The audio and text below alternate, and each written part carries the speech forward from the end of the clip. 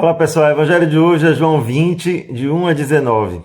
Este evangelho começa dizendo que Pedro, reunido com os discípulos, convida-os a ir pescar. Dois deles aceitam o convite e eles vão para o lago da Galileia. Lá Jesus aparece na beira do lago e pergunta a eles se eles têm peixe. Eles dizem que não, então Jesus diz, jogue para a rede para o outro lado. E lá eles conseguem arrastar uma quantidade enorme de peixes. É quando João, um dos discípulos que estava na barca, diz: é o Senhor, é o Mestre. Pedro, então, afoito como sempre, veste a sua túnica, significa que ele não estava completamente vestido, e assim se lança no mar para chegar antes. Não quis esperar que a barca pudesse arrastar os peixes e finalmente chegar na praia. Sua ânsia de chegar perto de Jesus o fez se lançar no mar. Mas quando ele chega lá, encontra Jesus já com um peixe na brasa, mas que pede que eles tragam algum desses peixes que eles trouxeram. E o texto diz que eles trouxeram 153 grandes peixes. Vai saber lá o que é que isso significa. Várias hipóteses deram-se, né? Significa toda a igreja. É porque na época se conhecia apenas 153 tipos de peixe. Então aquilo simbolizava a missão universal da igreja, ir em todo o mundo. Pode ser tudo isso. O que importa naquele momento é que a quantidade enorme de peixes recordou a João que era Jesus que era aquele capaz de fazer tudo em abundância. Multiplicou os pães, fez também curas e realizou coisas que sempre extraordinariamente chamavam a atenção das pessoas. Então João logo identificou, só pode ser Jesus que está na beira do lago, e assim Pedro se lança a ouvir a ideia de que era Jesus. Curiosamente, eles chegam lá e o texto diz que eles não tiveram a coragem de perguntar quem és tu, porque eles sabiam que era Jesus. Então significa que dentro deles ainda existia a dificuldade de acreditar no que eles estavam vendo. É mesmo o Senhor? É Ele realmente ressuscitou? Essa inconsistência da fé dos discípulos é contrabalançada com o fato de que eles não ousaram perguntar. Significa que acreditavam, mas não conseguiam acreditar ao mesmo tempo. Assim como a gente hoje, né? Acreditamos, mas ao mesmo tempo não conseguimos acreditar porque é muito grande aquilo que a gente anuncia, aquilo que a gente espera. A gente espera a vida, e a vida que não acaba. E Jesus, de repente, aparece vivo, uma vida que não acabou, embora eles tenham visto ele morto.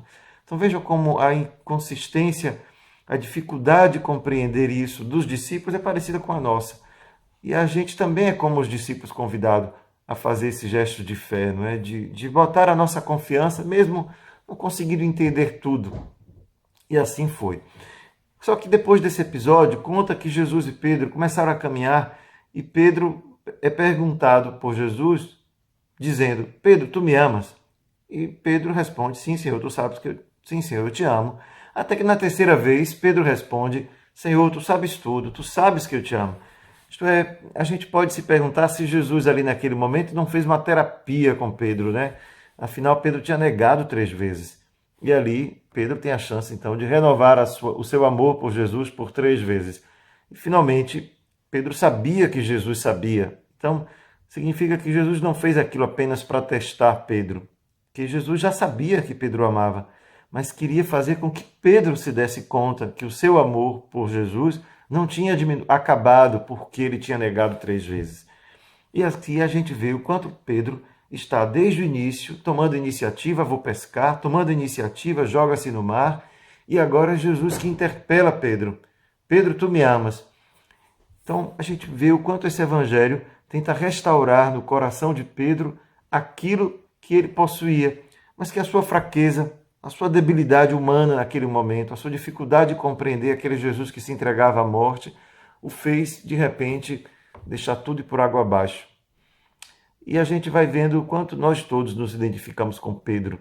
Nossa fraqueza, nossa dificuldade, muitas vezes nos impede de assumir aquela missão que Deus nos deu.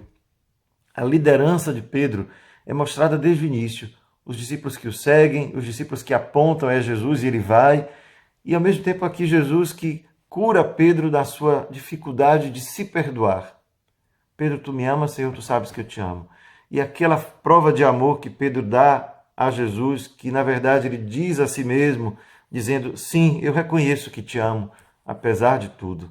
Esse apesar de tudo que a gente pressente nas palavras de Pedro, acabaram se diluindo quando Jesus diz: apacenta as minhas ovelhas. Isto é, eu ainda confio em ti, Pedro. Apesar de tudo, eu confio em ti.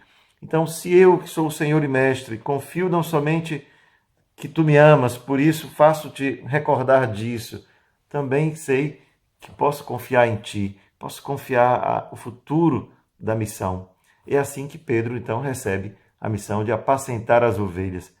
E a última palavra do Evangelho diz: então, depois disso, Jesus disse a Pedro: segue-me. Que lição que lição todos nós podemos tirar? Tenho certeza que a maioria de nós tem em Pedro o grande modelo de discípulo, né? Porque se reconhece na fragilidade de Pedro. Até, quem sabe, se reconheça na impulsividade de Pedro, na vontade de seguir a Jesus, de ouvir a sua palavra, aquele ímpeto que muitas vezes nos vem, especialmente nos primeiros momentos do nosso fervor. E ali a gente, aos poucos, vai se acumulando, deixando acumular em nós nossas fraquezas, nossas negações, às vezes em que pela dúvida negamos a Jesus, não fomos atrás dele. E duas palavras esse evangelho quer inculcar em nós: ama e segue. Isso é o que importa. Não importa as nossas fraquezas, nossas dificuldades, Deus nos capacita, como capacitou Pedro. Se Deus te deu um talento, coloque a serviço. Não importa quais são as tuas fraquezas, quais são os teus defeitos. Deus não olha para isso, mas ama e segue. Porque depois é com este desejo de amar e seguir que Deus vai nos dar também a graça de servir melhor, de servir em santidade. Mas isso é obra de Deus em nós. Não somos nós que temos que decidir como vamos fazer. É na hora que nos colocamos em marcha e queremos apenas isso: amar e seguir. E que este amor e o seguimento a Jesus possa nos moldar o coração e nos fazer discípulos assim amados, impulsivos, lançando-nos no mar em direção a Jesus, como Pedro fez, tendo a coragem de convidar outros a fazer juntos este caminho, mas não deixar que a nostalgia, a tristeza, a fraqueza, tudo aquilo que tem dentro da gente nos impeça de fazer aquilo que realmente importa: amar e seguir. Um grande abraço.